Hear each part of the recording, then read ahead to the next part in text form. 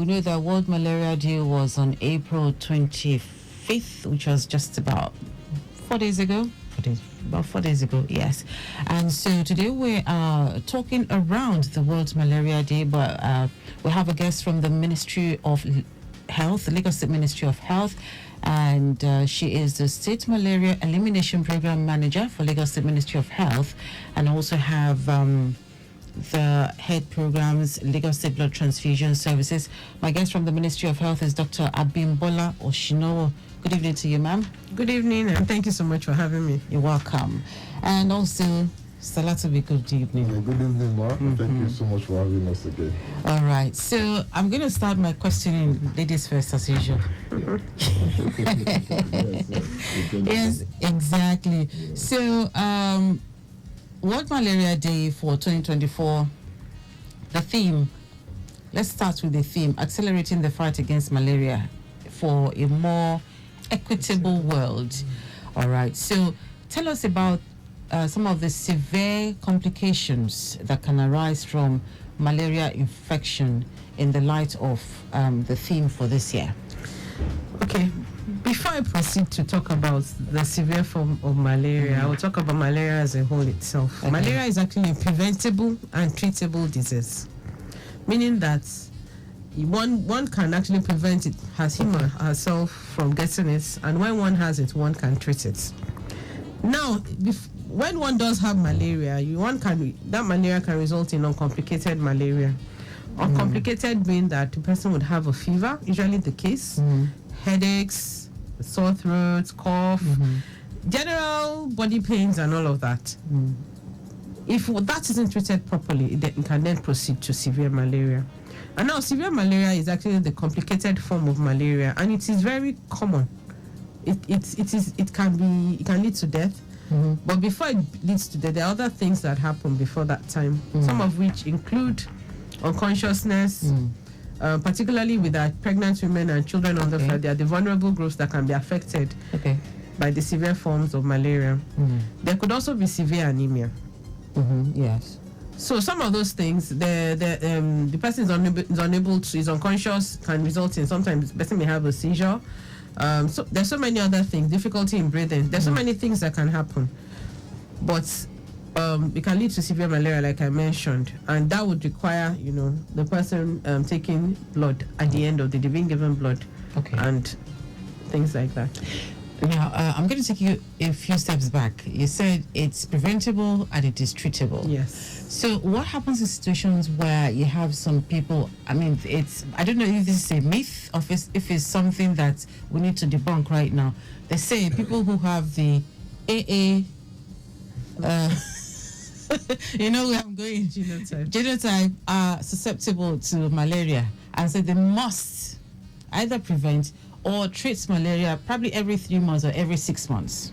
In terms of that regard, it's something that is we actually, research has shown to be common with AA genotype. However, it's not as if they have to treat or get tested every 3 months. No, everyone can get malaria. Forget the blood genotype.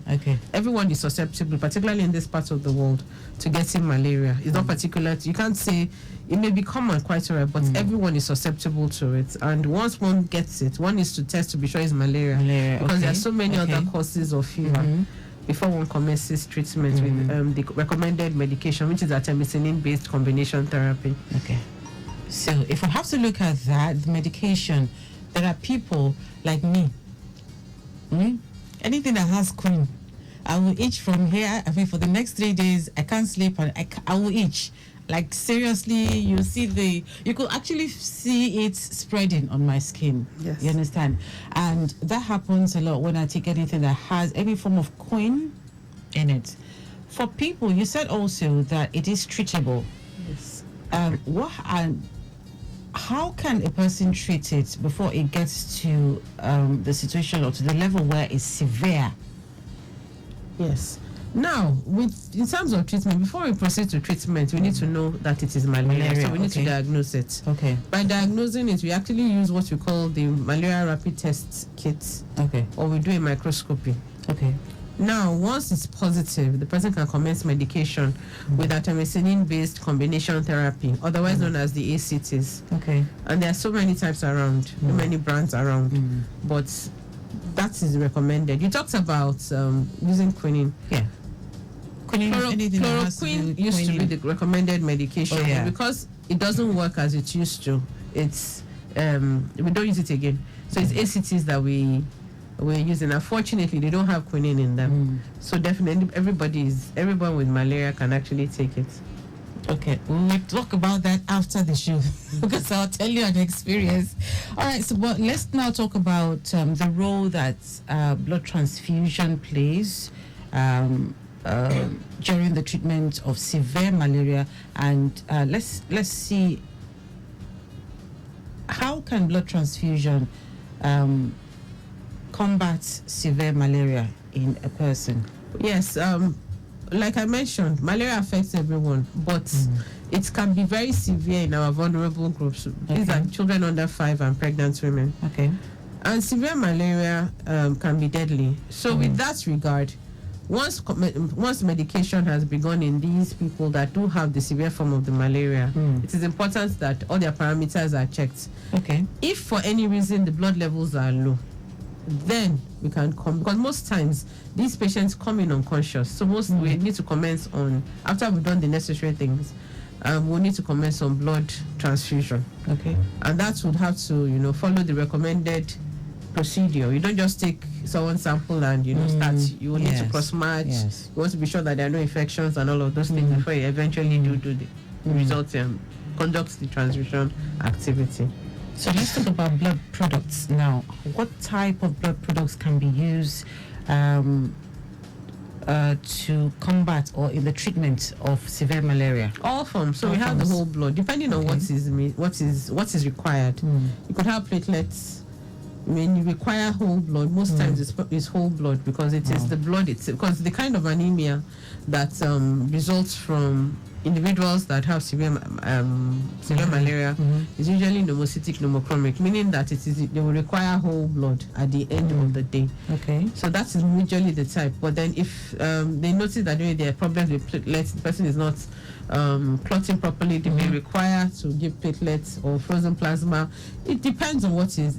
So in all parameters, every one of the products is relevant, but it depends on the state of that person at that point in time. Okay. So what about availability of the blood and blood products in the management of severe malaria? We have the Lagos State Blood Transfusion Services at our beck and call when we require these in our facilities. So definitely the hospitals reach out to them and then they do the needful regarding that. Okay. So I'm going to take us out a bit. Malaria and seasons. Rainy season, heat, harmattan. When, from your experience, when do you record the higher or the highest malaria cases or severe malaria cases? Before I proceed to that, I will need to give you a brief overview. Okay. Malaria requires what we call breeding sites to be able to thrive. Yes. When those breeding sites are not available, then you don't really find them as often. But when they are available, they thrive and then they replicate, and you find a lot of mosquitoes all over the place. So you're looking at sites like bushes, stagnant water. Yes. All that. So that is where we come in. Okay. Now, in terms of prevention of malaria, we as individuals, we have our part to play. Let's go with that to our places of influence, our homes. Many of us we actually have breeding sites in our homes without realizing it. If you do not, if water is coming out from, if you don't have potable water coming out from your tap, most times you would have containers. Those containers are stagnant waters, and they serve as breeding sites for the mosquitoes. So they end up, thriving or breeding in those places. And before you know what's happening, you have a lot of mosquitoes at home. So it behooves us to ensure that we cover all our water containers, receptacles. Then sometimes you can have rubbish around the homes, like you have maybe containers, pots and pans that are discarded all over the place. Those are also breeding sites. They collect water. Anything that can collect water can serve as a breeding site. Okay. You may have house plants that have wide leaves that can collect water. Is also a breeding site. So within the home, we have a lot to do. Now let's go out a bit. in front of our homes, we have gutters. Those gutters are also breeding sites, particularly if they are stagnant. They're stagnant, yeah. The water isn't moving, the mosquitoes will breed there. So we have our part to play. And then sometimes you may go out and you have rubbish in your hands and you decide to throw it around. And I do it, you do it, somebody else does it. Before you know what's happening, the drains are blocked. And you start to wonder where they are flooding. Because of the fact that the water is stagnant, it's also served as breeding sites. Our roads too, sometimes there are potholes, and those roads are not motorable. People do not go there. Yeah, it can serve as a breeding site. So once those breeding sites have collection of water, once those areas have collection of water, they can serve as breeding sites. And most times, water collects during the rainy season. That is why it is very common. Malaria is very common. Because the mosquitoes breed around. There are quite a lot during the rain. No, it's not as if they're not around throughout the year, but you see them more during the rainy season because of those breeding sites. They tend to breed, and then you have a lot of mosquitoes, and over time they transmit the malaria parasites, and the person develops malaria. Okay. All right, so if you're just tuned in, we have been discussing with Dr. Abimbola Osinowo, the State Malaria Elimination Program Manager with the Lagos State Ministry of Health.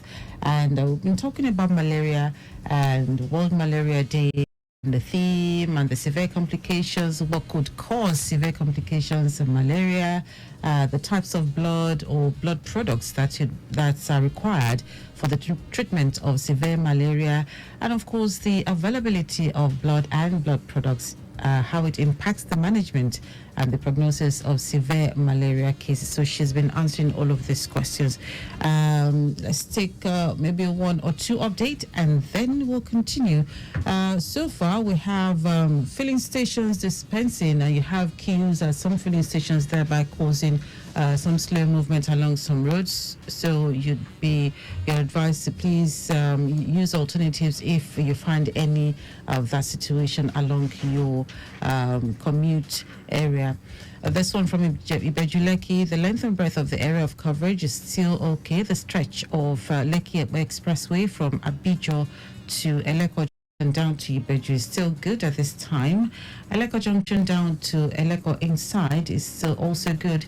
Eleko Inside down to Dangote Fertilizer will have a good return journey, also in good shape. All construction areas along the road area of coverage is still very, very good. The return journey back to Eleko Junction is not looking bad at all. The stretch of Mile 12 from Odogun down to Mile 12 to Ketu will have it good. The return journey also looking good. And also via the live camera, we have Ketu Inward Ojota, also a good movement right now. The return journey also looking good. Although I can see that on Naolo Road it's slightly busy, especially those who are coming from the Secretariat approaching Coca-Cola Junction. It's a bit slow.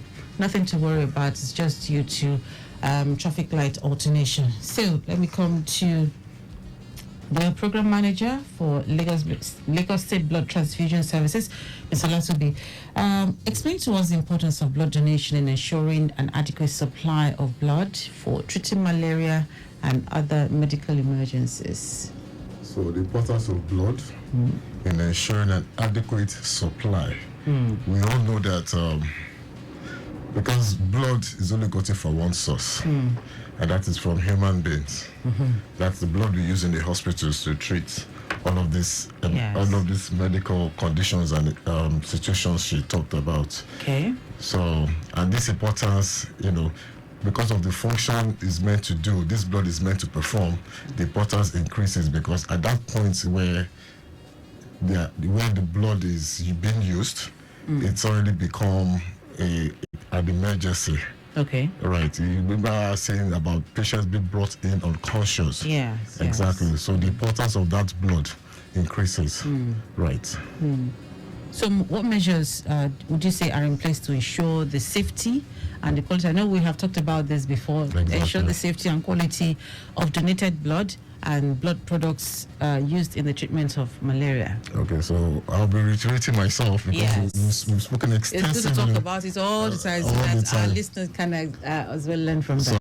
Okay, so we start from the donor himself. We have a donor selection process. Yes. that flags off some certain individuals that, you know, because of their lifestyle, we don't allow them to, because you have to be healthy to donate blood in the first place. Sure. Then number two, after the blood is collected, remember we talked about the screening process where we screen for transfusion transmissible infections. Yes. Right. And you also, so after all of that, there's a third process where the blood is cross-matched before it is, you know, given to the patient. I do, in all of this, you know, we also talked about the subsidy by the state government. All of this is just to discourage, you know, quackery and people taking advantage of, you know, discourage people from selling or peddling fake blood. And by the time our blood goes through this process, we have the seal on it to show that it is quality assured. So all of this process, and also even with the practitioners, remember we had a capacity building for over 200 doctors last month. Yes. Exactly. Remember when our head of monitoring came on air, Dr. Alori, where his work basically is to go to blood banks to ensure that the standards set by the WHO are in place. So all of this is just to ensure that safety, blood safety, blood practice, everything is done in accordance with WHO standards. Yeah, thank you. Okay, so those measures are still in place. Those safety measures are still in place, and with the monitoring, everyone is still complying. Exactly. So, the standards. So what we do, you violate this thing, we shut you down. You'd have to come back and re-register. So at least the compliance we're having now, it's about 100% compliance, almost 100% compliance from all the practitioners in the blood space. That's from the regulators to the practitioners, the blood banks. Even our own general hospitals are not left out. We monitor everybody. Okay. Yeah. You know, in the light of the World Malaria Day that was marked a few days ago, it seems for this year there wasn't that much awareness. Well, I think there wasn't that much awareness because, I mean, you know, I asked her some questions that were like off script because I know that there are some things that people would want to know or want to ask. How come the level of awareness dropped, so to speak? And, you know, that presence was not really felt this year. Well, I don't know the parameters used, right? But I will allow the state malaria elimination program officer. I think she's the best position to comment on that. Because some people say that, you know, the mosquitoes we have now, they have used Odeshi. So they have become, you know, nothing works on them anymore.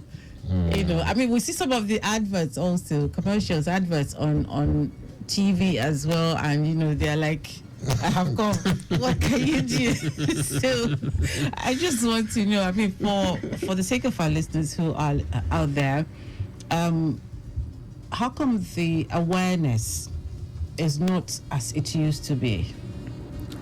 Well, World Malaria Day is actually a day set aside. Yes. For the creation of awareness, meaning that it's just one day. Other days, we have things that are happening. Yes. So what I'm trying to get at is, it's not as, we're not going to wait until World Malaria Day to create awareness. We do it as much and as often as we can. So thinking that the noise wasn't heard, we actually did something with around Alausa access. Okay. There was a walk that we conducted, and we shared information, education, and communication materials whilst at it. And we have some of our organizations that are working within the local government, also creating awareness. Beyond the day, we do activities, awareness creation, periodically, such that people do not desensitize themselves from malaria. Because as simple or as common as people say it can still be very severe. Yes. So if we're not going to wait until World Malaria Day to create awareness, it's something we do regularly, and government can't do it alone. We have our partners, we have organizations, local organizations within the community who also create awareness on our behalf. At the end of it all, everyone gets a mark regarding that, because malaria doesn't just affect who is the government? It's every one of us. Every one of us. So malaria doesn't just affect a set of people. If it affects one person, be rest assured there are so many people that it has also affected, directly or indirectly. Yes. So we're not going to wait for one day to say that we didn't create awareness. It's something we do regularly. Okay. Thank you very much. All right, so if you've just tuned in, sorry, you have missed a whole package of this week's edition of the program. We've been talking about World Malaria Day and about malaria, about the severe complications that could arise from improper treatment of malaria. Just as you heard from the doctor, malaria is preventable and it is treatable. That's we have heard, but you have to go for a test to make sure you're actually dealing or treating malaria. So don't self-medicate. All right, thank you again, Dr. Abimbola Osinowo, for being on the program. Dr. Osinowo is the State Malaria Elimination Program Manager, Lagos State Ministry of Health, and also to Mr. Oluwole Olatubi, the Head Programs, Lagos State Blood Transfusion Services. Thank you very much for being on the program. Thank you for having me. Thank you for having us. All right, so that's our package on Safe Blood Arena today on Lagos Traffic Radio 96.1 FM. Big thanks goes to Dr. Odori Oshikomaya, the Executive Secretary, Lagos State Blood Transfusion Services, and not forgetting to Victor Terry, and not forgetting also Executive Producer Tayo Akole. My name is Dele Agadumo. Enjoy the rest of your day.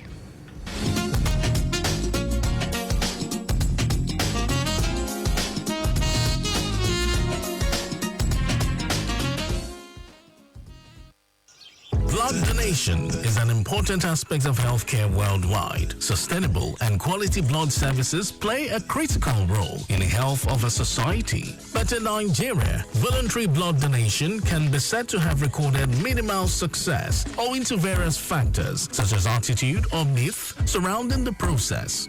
And that is why the Lagos State Blood Transfusion Service is tackling this trend through its advocacy program tagged Safe Blood Arena. Safe Blood Arena is a 30-minute radio program that sheds light on the significance of blood donation and unveils the remarkable efforts of the Lagos State Blood